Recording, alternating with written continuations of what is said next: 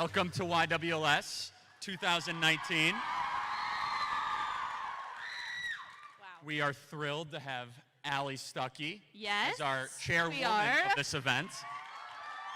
And the youngest YWLS attendee right here. And it is her first YWLS, is that correct? Her first YWLS? Yes, correct. My third, her first. That's right. Yes. So do you have a name picked out yet? You're not allowed to share. Oh, I'm not sharing quite yet, but she should be here any week now. So when we were first planning YWLS, we were saying, this is back in December, and I said, Allie, so when is your due date? She's like, well, around YWLS, so we're pretty thrilled to have Allie here. A week from now. With two participants, right? Yes. So, but Allie, I just want to thank you on behalf of Turning Point USA. Of course. And the amazing activists we have across the country for your leadership for young conservative women all across the country. What you do is phenomenal. You bring a clear and passionate message to a dialogue that sometimes can be very, I think, misrepresented by the media. And so thank you for chairing this amazing event, the largest ever gathering of young conservative women ever. I love it. No, I love this conference. This has to be, if not my absolute favorite, at least one of my favorite conferences to be a part of, just because where else can you find this kind of energy and camaraderie among young conservative women? I mean, that's probably the number one thing that I hear, that, okay, I just want to be around like-minded people that share my values. I'm scared to talk about the things that I want to talk about. I'm scared to speak out about the things that I care about. But when you're here, you can look around at any time and realize that you're not alone. And there's just a lot of comfort and I think confidence that comes from that. So I love YWLS. It's one of the best events. And it's only getting bigger and bigger. It's so funny. We get so many of our Turning Point USA leaders that say, hey, Charlie, can I change my gender for 5 days to come to YWLS? Because that speaker lineup is pretty amazing.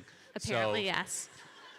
It is 2019, right? So you say, I guess, we don't want to say no to that, right? But you're in for such a treat. We have, I think, one of the best lineups that one could compile. Oh my gosh, yes. Well, I almost started crying watching that hype video.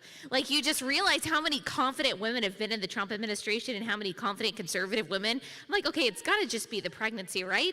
I'm not really that emotional, but really, I mean, it is. It's just really confidence boosting, hearing people like Nikki Haley and Kellyanne Conway. You've got women in the media that are just killing it every day, and you get to meet some of those people. I mean, that's an incredible opportunity, I think. And the media makes it seem as if there are no young conservative women. And this conference, and it is so hard to be a young conservative on campus. It's especially hard to be a young conservative woman on campus because there's just an expectation, there's a stereotype. Oh, how dare you, be a conservative? And this is a statement. This gathering, the largest ever gathering for young conservative women, is here, right now, shows the entire media who's covering this that maybe they've been getting it wrong.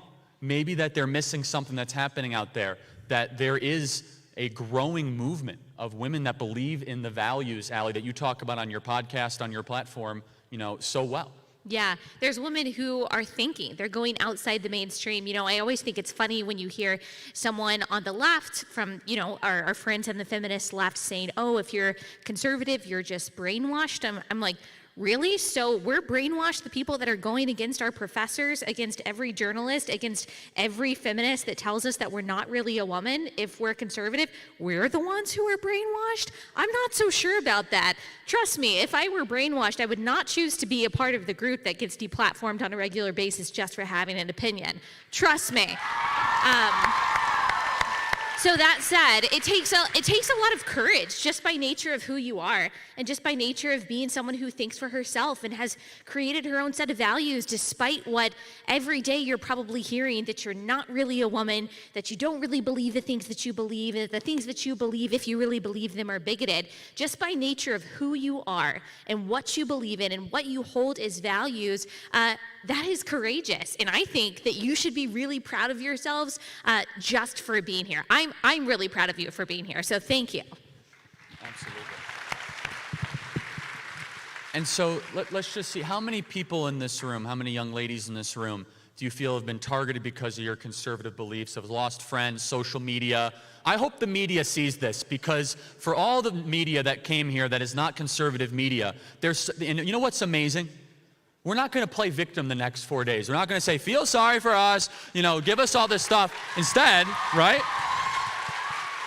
Instead, you recognize that conservatives are under attack, and we be victors, not victims. And there's a speaker coming up that talks very well about that, by the way. And this is so important, because the left, as soon as one bad thing happens, they say, we're a victim, we need all these things in return, oh my goodness. But conservatives, and I just see this in this room, I see a committed group of young women that will change the fabric of this country. I could tell you right now, there's future governors in this room. There's future senators. There's future members of Congress. There's future CEOs. There's maybe a future Supreme Court justice that will vote a lot better than Ruth Bader Ginsburg. My goodness, please. I mean, and Sotomayor and Kagan. There are people in this room that will change the fabric of this country. And they are going to be principled. They're going to be fearless. And they're going to be the left's worst nightmare. Yeah. And I can't wait to see it happen. Definitely. And that definitely solicits a round of applause. And thinking for yourself has become a very radical choice to make. And I think the fact that you have chosen that path speaks to exactly what Charlie just said, that you were made to be a leader. I think that it's really easy to get dejected. It's easy to lose confidence. It's easy to get discouraged when we look at the national dialogue and just how much conservatives are demonized, particularly on the issue of something like life.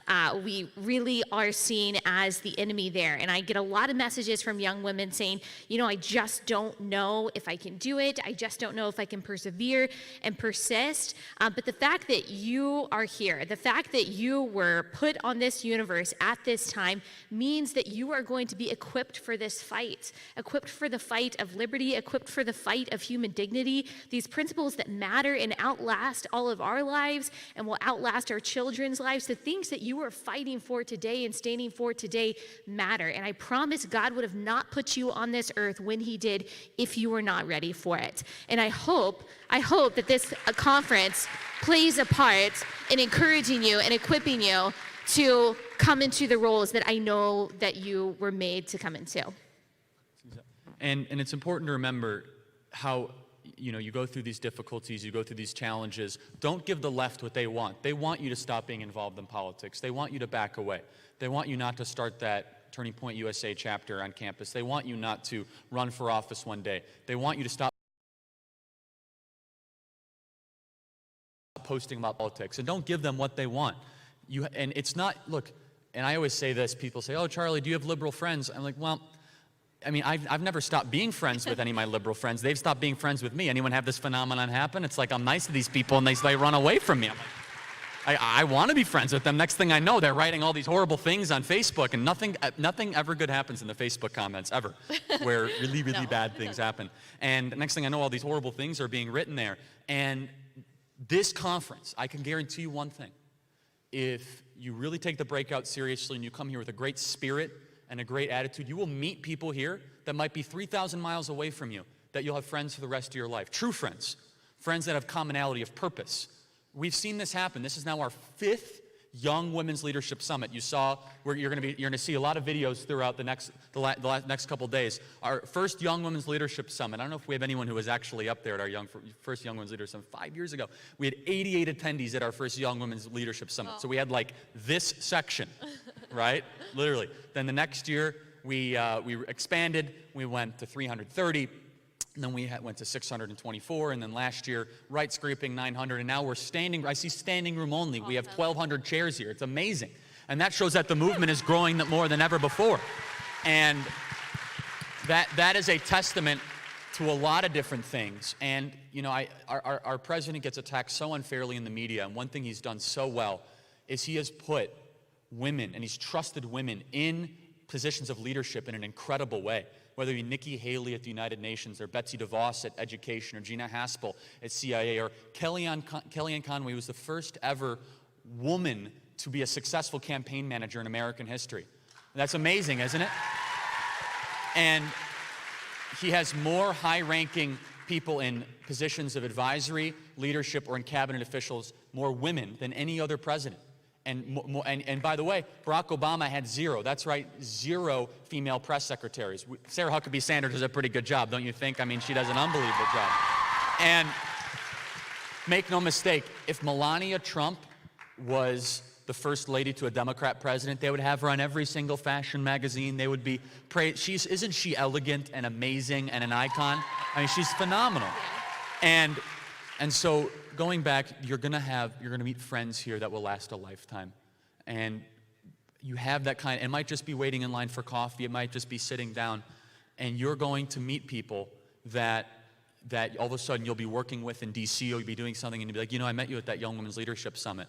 And that alone, that kind of bond, could be something that keeps you together when you really, really need it. Yeah, I have one more thing to say is that we especially in the world of conservative leadership, need women. I mean, you look around and you see there are a ton of you here, there are a ton of women that we just saw in that hype video, but we need women. I was talking to someone about this the other day, about women that I look up to, and of course, there's plenty of women that I can list in this realm that I do look up to, but there's not enough. There's not enough women that are willing to speak up, not just about politics, but conservative values in general, and are willing to say, hey, my purpose is actually bigger than myself. I'm looking for what I can do for other people, what I can do for the country. I'm not constantly looking at how other people can serve me, which is really kind of the trend that we're seeing, this glorified narcissism. We need more women to stand up and say, hey, I'm willing to speak up. I'm willing to be bold. I'm willing to lead. I'm willing to start this coalition. I'm not afraid to talk about the values and the faith that I have. We don't have enough women who are willing to do that, and the space is wide open. Like, it should excite you. There is so much opportunity for young women to be heard because, like Charlie was saying, it's unique to be a conservative woman. It's unique to be a Christian woman. It's unique to even just believe in the Bible or believe in capitalism or believe in all of these things that have been working for thousands of years. It is scandalous to be a woman who believes in those things. So I just want you to know, as someone who is in the field is wide open. And I am looking for more voices, more principled voices, not fewer. So we need more of you to take a stand and to take the lead and to not be afraid to speak up about the things that matter. So that's why I'm so excited to see all of you here and ready to do that. And absolutely. Take every opportunity, every speaker, ask questions. If they're passing through, ask for pictures, ask for advice, do all that stuff, because you're going to be closer to more people that have been through a lot in politics. And if you want to pursue a career in politics, that's amazing. That's exactly why we want you here. And if you don't, you want to go into business, that's equally as awesome. But don't all of a sudden say, I'm not going to do politics. You can be involved in politics without doing political science or becoming a Hill staffer. You might want to be an entrepreneur, but you should still be involved in some capacity. You could still run for school board, and you could still run for school board, you could run for state rep, you could help out, you could donate to causes. There's so many things you can do. And if there's one thing that I think is going to be a commonality of this conference, is that you have to know that you're not alone. And you can look to your left and you can look to your right, and you can see people that are experiencing the exact same thing. You saw how many hands go up. Oh my goodness, people that have been kicked out of sororities and kicked out of all sorts of different things and posted horrible things on Facebook and Twitter and Instagram, and you can all relate to that, and you have that commonality and that bond and those relationships that will last a lifetime. We hear so often that there's a war on women and conservatives hate women and all this, and boy, is this an amazing testament, isn't it? What's happening here. And at Turning Point USA, one thing that we've always tried to do, we've always tried to be on the solution side of things, not the complaining side of things. And I hear so often, I go to all these events and people say, you know, what are we going to do to reach young women? Well, you are part of that right now. You're part of history. You're part of something that this is going to be viewed by hundreds of millions of people through Facebook and Twitter and Instagram, the people that read the newspaper articles, so relish in that, take advantage of that, and be proud of that. And so I can't think of a more fitting person to kick it off as one of our first speakers, and I just got to talk a little bit about this.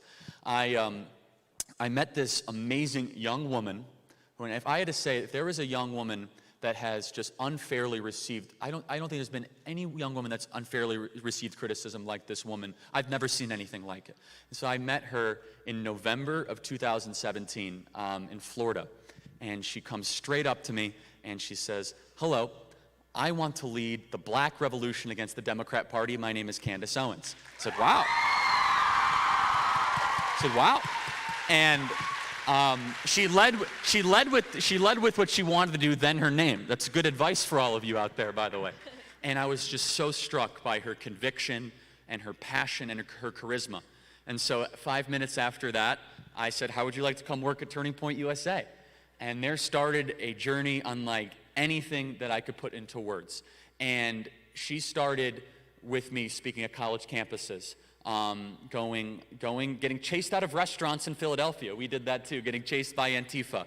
And if you think you've experienced vitriol, it is a fraction of what this next speaker has had to go through for not only trying to break the young women stereotype, but the young, what black conservatives go through. We have Rob Smith up here and what they go through, and she's been doing so fearlessly and so amazingly. And she served as our communications director for 1.5 years, and she started this amazing effort called Blexit, which is the black exit from the Democrat Party. I think it's pretty great, right? And she's now focusing all of her time on that, and we totally support her on it. And I couldn't be more proud of the leader that she's become. And I'll say this, and she has become probably the most impactful black conservative voice ever. I mean, at least our lifetime, seriously. And you could tell by how the left reacts to her. You could tell they attack her, they blast her, they say all these horrible things, and she stands strong, and she gives it right back to them. And it's just something that every young woman in this room, you can look to Candace Owens and say, you know what? If she can go through it, I can too. Because the things that they've tried to throw at her, the misrepresentations, all that nonsense, and Allie goes through it too. But boy, with Candace, it's been an avalanche, right? And she embodies that courageous conviction that young women, all women should have, but especially young conservative women. So why don't we get on our feet to welcome to the stage Candace Owens. This will not do that again. Witness may continue. Sure, even though I was called despicable. Witness may not refer to a member of the committee as stupid. I didn't refer to him as stupid. That's not what I said. That's not what I said at all. You didn't listen to what I said. Yeah, continue? Please. As I said.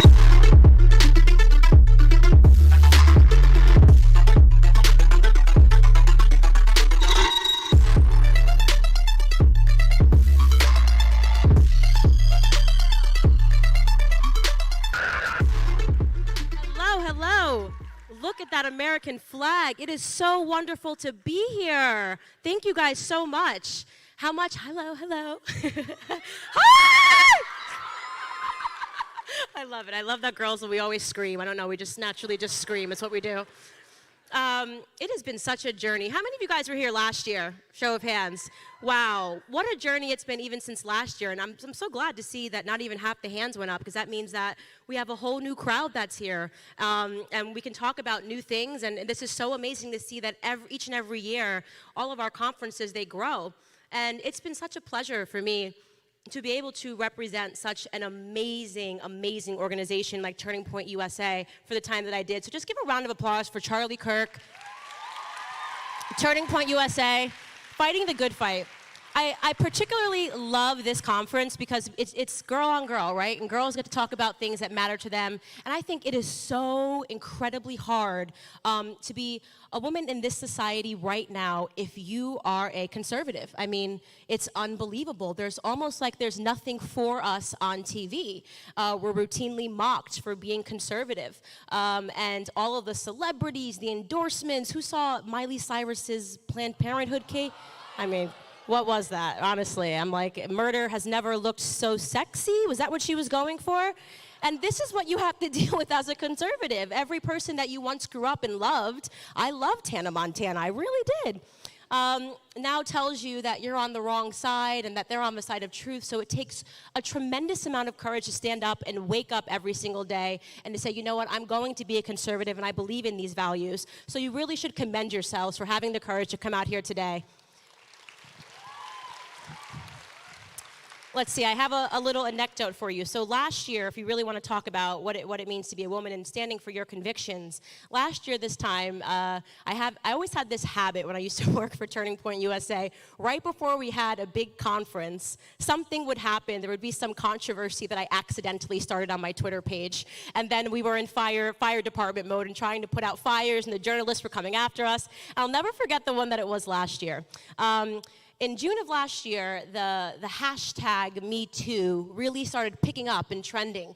And so many people were getting behind it. Celebrities were endorsing it. You'll remember in Hollywood, they all wore black dresses. And it was the thing. It was really the cool thing to be a supporter of the #MeToo movement. And I remember having this conversation privately at first with Charlie and saying, I don't support this hashtag. Right? I don't support this movement, and that was something that nobody really had the courage to say, whether you were on the left or the right. It wasn't okay because we were talking about something that was so serious. You know, the hashtag was talking about rape and sexual assault, things that are so serious and so personal that coming out and critiquing a movement that claims to be about it is really difficult. And of course, I just one day before YWLS sent a tweet and said, I don't support this movement. And it turned into this big national story, and people on the left and the right condemned me and said, delete the tweet. You shouldn't say that. It's so bad. How could you say you don't support this? This means that you want women to be raped. That's a really big ideological leap to say that because I don't support a hashtag, I want to see women harmed. But this is what was happening. And again, it was on the left and the right. There were so many conservative women that came after me too, and I held my ground. And I remember having this phone call with Charlie and saying, Charlie, this is just something that I don't believe in. And I get it. It's not popular right now. It's not popular to say something that's against a movement that's trending, but this is wrong. This feels like a part of something that's larger, a war on men. I believe in due process. Of course, I never, ever want a woman to go through something as horrible and horrific as sexual assault or rape, but I believe in due process. And yeah, you should applaud that. And everybody was so mean, and then there was actually one young woman who was not mean. There was one young woman who reached out to me, and she sent me a text message and said, I'd like to talk about, I had taken a break, but I'd like to talk about your views on the Me Too movement. And that young woman, a round of applause, was Allie Stuckey. I'm really such a fan of her because she used her platform to allow me to explain what it was that I believed in and why I felt that this hashtag wasn't for me and that this movement wasn't for me.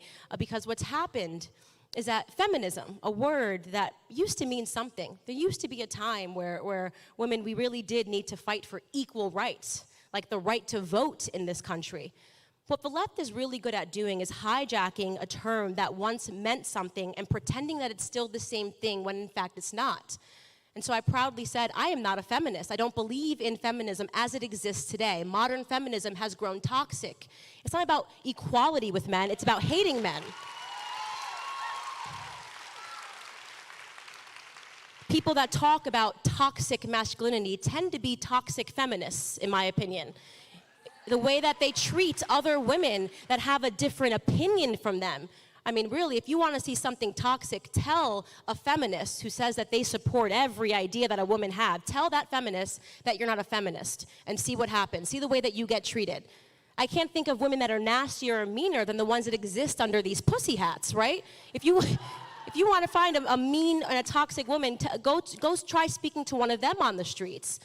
Of course, you fast forward, and we were on the side of truth. It didn't matter how popular we were at that time. It didn't matter that every journalist sat down and tried to make something that I said that I didn't support, something that it simply wasn't. It didn't matter because eventually the truth came out, and that truth came out in the form of Brett Kavanaugh's hearings. Suddenly, everybody woke up and they realized that this was not about empowering women. This was not a movement that was really about giving a voice to people that had struggled in their past. It was a movement that was about getting power and getting it by any means necessary, allowing women to come out and say things 20, 30 years later and assuming that a man should be stripped of everything he's ever worked for, even if there is no evidence. That's really what it was about, and that was something that we spoke about early. And I hope that when you hear that, you know that there are going to be, right now we are in the world where everything seems crazy. There's going to be more trends, and sometimes you can't actually feel alone. You can feel like you're the only person that's on the side of sanity. But that's the point of having real friendships. That's the point of being on the side of truth. Sometimes you might be the only warrior for the truth, but you have to keep fighting. The first time that I was introduced to the concept of feminism was in college, in university. I went to the University of Rhode Island, and my professor, I was forced to take Feminism 101, which I can tell you guys now that if you are a professor and you are teaching Feminism 101, you do not want Candace Owens to be in your classroom. That is a fact. And at this time, if you had asked me what my political beliefs were, I would have told you two things. I would have told you that I was a liberal. I would have told you that I was a Democrat, because I felt I had to be. I was black, right? I mean, that's really the only option, right? If you're black, you have to be a Democrat.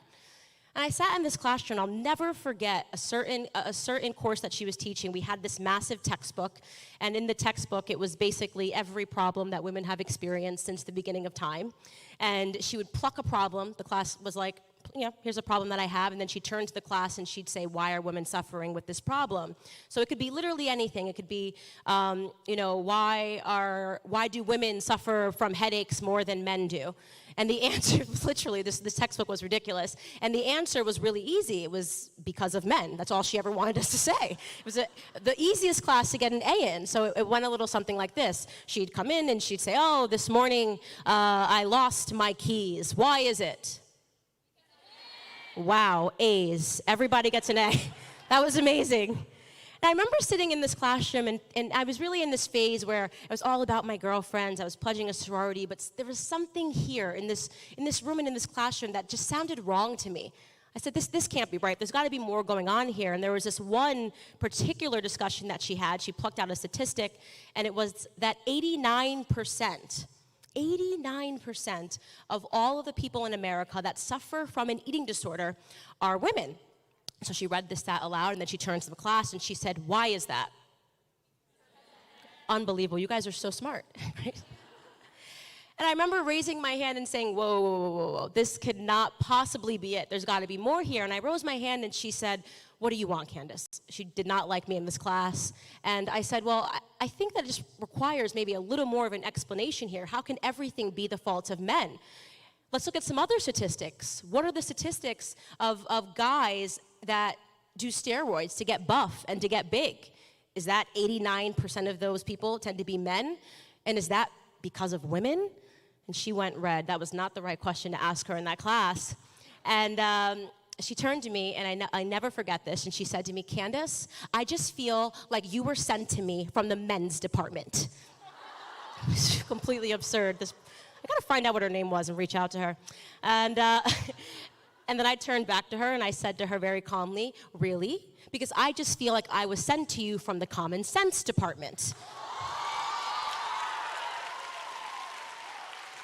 Not everything can be the fault of men. Obviously, there's got to be a little more going on, a little more analysis going on. And here's what was so ironic. As I was sitting in this classroom, and as many of you know, when I was that age, from the time that I was 18 to 22, I was actually suffering with an eating disorder. I was sitting in this classroom, and I was deep in the throes of anorexia.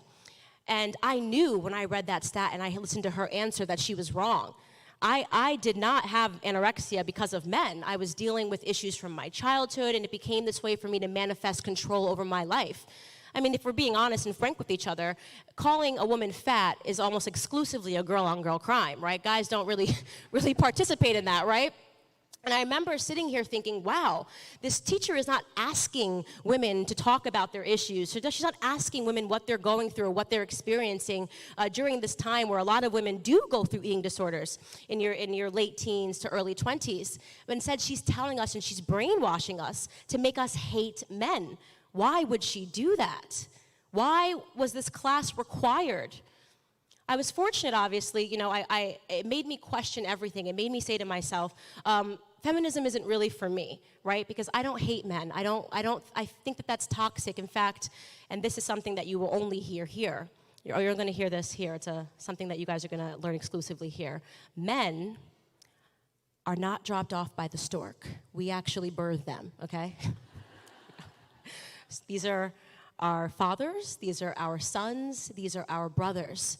So we have to stand up for men. You can't separate men from women, and this is what the left doesn't understand. They're bitter and they're angry, and we have somehow arrived in a society where men are treated like enemies. What does it mean to be a woman in society today? What did it mean to be a woman in society? This is the week of D-Day. We're celebrating the 75th anniversary of D-Day. Where men, who the average age for those men, I believe, was 22 years old, 50% of them died. 50% of them were assassinated on that beach and died, and that's what it meant to be a man back then, to be so young and to risk your life for freedom. And today, we have men and we have women that can't deal with Ben Shapiro speaking on campus, right? They just it's too much, right? They can't deal with Steven Crowder's YouTube page. Everything is so offensive, right? Isn't that ridiculous? And so this means that we're at an extraordinary time in society, and I do believe that similar to World War II, where, yes, the men went to war, but the women took care of things at home, and women did a lot. Actually, 350,000 women signed up for the military, and they fixed the planes, and they were the nurses, and this, I think, is so beautiful because it shows that the relationship between men and women is always symbiotic. We're never separate. One of the saddest things about society today is that they're convincing us that we should be separate. I'm not telling you whether or not you should be a feminist. I actually do believe that women should have a choice in terms of what ideology serves them. But I am going to tell you something which was jarring to me when I read the comments under a YouTube discussion that I had with Ali Stuckey. A woman wrote under her YouTube comments as we were talking about why we don't identify with feminism today, right? Because I think it's beautiful to aspire to have a family. I don't think that marriage is bondage. I think it's great that men and women can come together and raise a family. And by the way, I think raising kids is the toughest job in the world.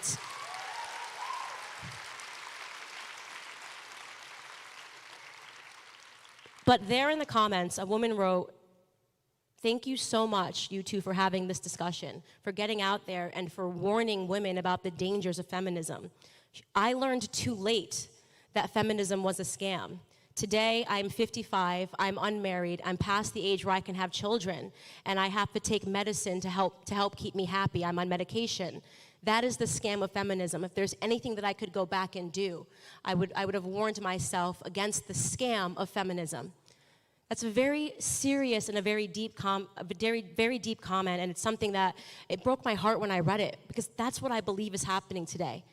I believe these voices like Lena Dunham and Miley Cyrus and Chelsea Handler are convincing women against themselves, telling women, you don't need a man, you don't need anyone, you should want to do everything by yourself. And if you do aspire to that, if you just aspire towards nature, that there's something wrong with you, well, always pause when you believe that you're being brainwashed. Always pause and ask yourself the question, what if we took this all the way to the extreme?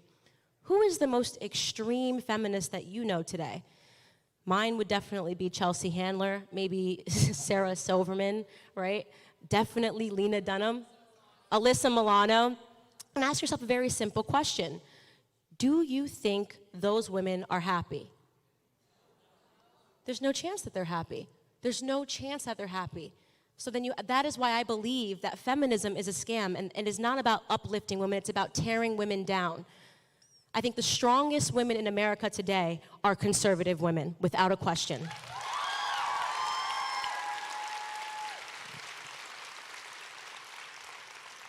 I grew up in a world and in a household where people kept telling me that because I was black, I had to be a Democrat. And I grew up in a school system that told me that because I am a woman, I have to be a feminist. I have rejected both. I am not a feminist. I am not a Democrat. I am not a liberal. But I am happy. I am happy.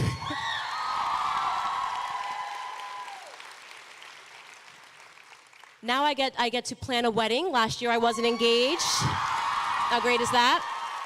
I love how excited you are for me. And I have to tell you guys, it's been the greatest honor and the greatest blessing of my life to plan these things, to plan for the future, and to know that I can look like Allie and I'll be pregnant, and we get to have discussions about how we want to raise our children. I mean, it's such a precious thing, and the left tries to tell us it's a nightmare, and it's not. It's a beautiful, beautiful thing and experience that women uniquely get to go through. We have to defend that.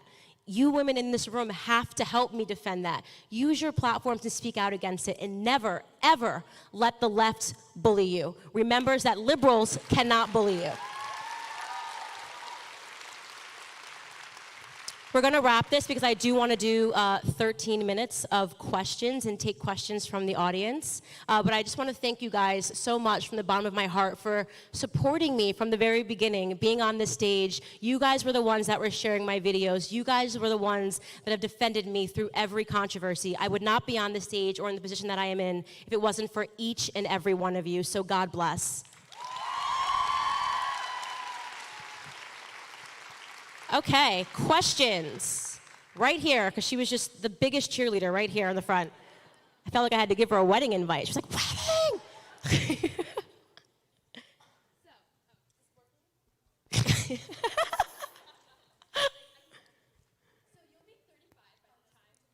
Okay. You will be 35 by the time of the 2020 election. 2024. No, you're fine. I knew where you were going. I love it. I love this energy. You're 30 right now. Will you consider running for office?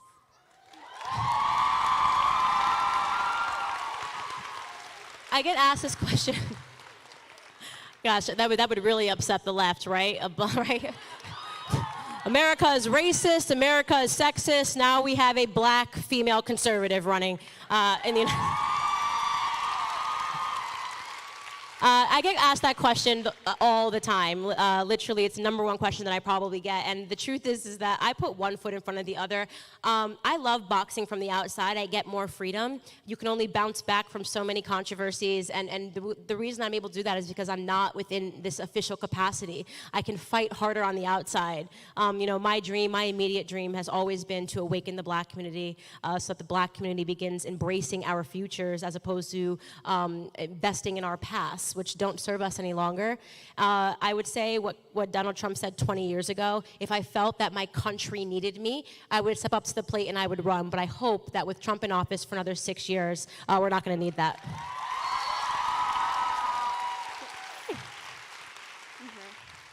Hi, my name is Bella. I just want to give you like a background of myself. So I grew up in Brazil, and then I moved to Minnesota when I was 15. So, and now I go to school in Arizona. So when I was in high school in Minnesota, that was when like Trump was running, and I like didn't know anything about politics because like I was so discouraged living in Brazil, and it was like super like moving towards a socialistic country, you know?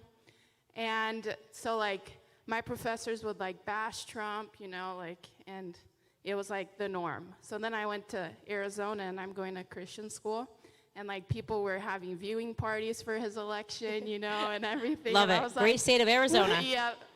So, and then like, especially you got me really into politics, and then I've been so encouraged with like the stuff that's happening in Brazil right now, and it's kind of like the Brazilian Trump. Yeah, you know? Bolsonaro, he's great. Yeah. So when like the whole abortion thing was happening in Alabama, all of my friends in Minnesota were like posting that image of like these white men elected, you know, like passed this bill, you know, but like. Great. These white men actually, passed yeah. a bill that's Yeah. going to save more black babies, right? And then any other bill, right? If you want to talk about Black Lives Matter, these white men in Alabama really do understand the concept of Black Lives Mattering, but I'm sorry to cut you off. Yeah. Yeah, so then I was like, what the heck? Like, none of my Christian friends were like speaking against it. So I like posted something like a post that I think like Allie posted, and then I reposted it on my story, and like a bunch of people unfollowed me. And I got really discouraged because like I was like, where are all my Christian friends, you know, like standing up for this when I know like that they're talking about this when I like ask them. It's like what my question is like, I know that like people that are on the left are so passionate about like their socialistic views and just like shoving feminism like down your throat, when like I feel like us as conservatives, we kind of like back off. So I don't know, like, what would you, because I know, like, they sound like the majority, and I feel like we don't want to, like, impose our values because we're, like, more, I think we have manners, you know? That is a big difference, yeah. So I don't know, like, I guess my question is, like, how can I get my friends that I know have, like, the same values as me to like, be, like, fired up? Right. So I think there's a couple of things operating here. The first thing that every single person in this room should know, and if you don't know, you will find out, is that you will lose friends being a conservative. That's just kind of, it just comes to the territory. I've lost friends, I've lost family members, and it's tough. But you said a very important word there. You said values. I don't believe in compromising your values, especially when your value is life, right?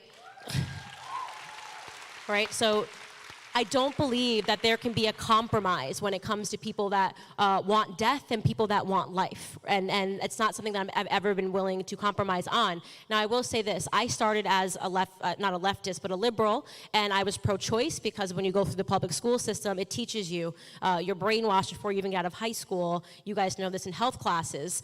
They're telling you it's your choice, like you're deciding between whether to wear brown boots or black boots in the morning, right? Like, oh, I don't know, which choice do I have here? And they don't talk to you about the stages of an infant in the womb. They don't talk about that stuff because they don't want you to think about it. And I do believe that if they changed the education system and they actually showed what happens at each stage of pregnancy, women naturally, innately would not be able to abort their children. We do have maternal instinct, and the education system is wiping it away. Thank you so much for your question. Hello. So I have a lot of people in my life that are conservative, and yet they say that the abortion bills that have been recently passed are too radical.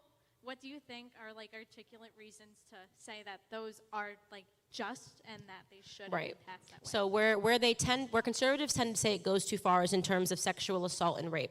And here's why I really dislike the left when they argue. They always argue in terms of exceptions, not rules, right? So they'll pretend their number one argument why they say people should have abortion is because they say, which is less than 1% of women that get raped and end up pregnant. So they're willing to forego 99%, 99 point whatever it is percent of people that are just electing to have abortions and murdering their children to argue for this percentage of less than 1% of people that end up pregnant because they got raped. And here's something else about the left. They always want to hand a microphone to people that are struggling, right? So they will find a person that was a rape victim that aborted their baby and said that I couldn't have gone through with this. They will never hand a microphone, and there are plenty of women who did get raped and had their children and said that they are so happy that they kept their child. I've not yet met a woman in those moments, and I've never had a child, but I've not yet met a woman in those moments where they give birth to their child and they've looked at that child and they've said, you are a mistake, okay? And that's the truth, and the truth is something that the left never wants to look at. Thank you for your question. Hi, Candace. I absolutely love you. Thank you. I'm so happy that you started a podcast. It's incredible, by the way. Thank you. And I recently just listened to your one about transgender, and it's a huge issue. And Don't get me started. Charlie's going to have to pull me off the stage. And I'm in the process of becoming an elementary school teacher in California, of all places. So, oh, my goodness. And the big push that they're pushing for and telling me is that you need to use gender-neutral terms. You need, if a boy thinks, a 5-year-old thinks that they're a boy, you need to say that they're a boy because they think they're a boy. And I'm speaking up like, I'm not okay with this. Nope.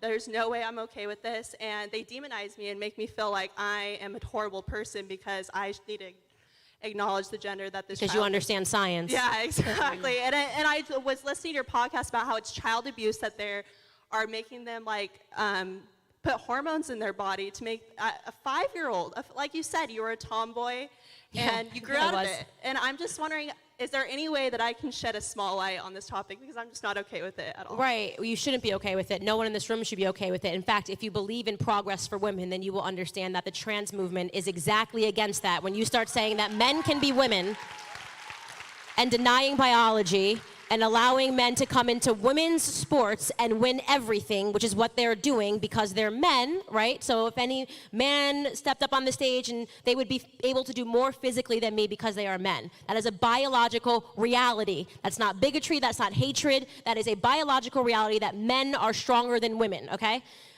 So we're sending women's sports back hundreds of years, but in terms of the education system, and I will tell you, it's something that I'm very passionately against, which is this: you can pick your gender, and it is child abuse because what's happening is they're confusing children.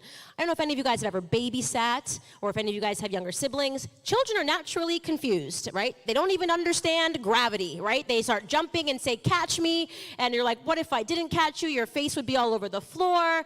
You have kids that think that they're mermaids when they're in the bathtub, and they cry and say, "Mommy, please let me stay in here. I'm a mermaid," because they watched, Under the Sea or Ariel, one episode, and suddenly they know they are mermaids. That is what it means to be a child. You are wildly imaginative, and it changes depending on whatever it is you're watching, whoever you're around, whoever it is you want to mimic. And it's scary to think that adults are giving credence to the ideas of a child. I mean, just think about what you thought when you were a kid. I went through this whole year in 5th grade where I thought I was a boy. I didn't think I was a boy. I thought I was a tomboy, and I thought it was so cool to be a tomboy. So I would wear these really baggy cargo pants, and I would try to make my voice deep. And I would run around with the boys in the playground because I just thought that guys were just having a little more fun than the rest of the girls. And then I went through puberty, and suddenly I went to middle school, and I thought guys were cute, and that ended my cargo phase. It's just called being a child, and when they start to assign this meaning and say that kids can pick their gender, what they are doing is child abuse. After I did that episode talking about the idea that you're now giving these kids hormones and dosing them and telling them that their ideas are all real, I got contacted by a man who I'm having on my podcast next. This man, I'm guessing his age here, it looks to be about 50, in his mid-50s, and he lived his life 14 years as a woman, and then he went back. So he was a boy, and then he told, the story is that when he was 4 years old, he was at his grandmother's house, and he put on a dress, and his grandmother said, "Oh my God, you look so beautiful, you're so cute." Because he was a child, he then wanted to keep putting on the dress to get positive feedback from his mother, from his grandmother. And what it wound up being was that his parents told him that he was trans. So he went through the sex change operation and became a woman and was depressed and went through horrible suicidal thoughts in years of his life before one day he woke up and he realized, "What did you do to me? Why did you allow me to mutilate myself? I was just a kid that put on a dress and should have been given direction, not credence." So I'm really happy and honored to have this man on my podcast, and he went back and now he has a wife and he has a wonderful life to talk about this stuff because it's a very important issue. I would tell you to stand your ground. Whatever happens was meant to be. God will put you where you are supposed to be. If something terrible happens and you lose your job, you will get another one. I guarantee you. Don't compromise your values and start confusing children. This is going to be the last question. This will be the last question. Okay, got it. Sorry, guys. So I met you at the campus clash in Montana State University, and you were very inspiring. Thank you. And it inspired me to start trying to make a TPUSA chapter within my high school. And I just want to know, do you have any advice for me? Get ready for the bullets. But look, I think first and foremost, that's so brave of you, and it's so amazing. And obviously, look around. You are plugging into a network of people that believe in this fight. I've been particularly the most inspired by your generation. Generation Z, let me tell you, they are going to save America. They are like super conservative, not politically correct. You guys are the meme culture. You understand the internet. So I love to hear that. And my number one thing that I would tell you to do is to plug in, go to everything that's going on this weekend, get to know people, create groups on Facebook and on social media. Because when you have a really bad day, like when I go through a firestorm, I'm so grateful that I have this little Blexit chat on Instagram, and people are sending uplifting messages. Because you are going to need that. You're going to need that spirit and people that remind you that you're not fighting the battle alone. But God bless you. I'm so happy that you're starting a Turning Point USA chapter, and we're always going to be here to provide you support. Thank you guys so much.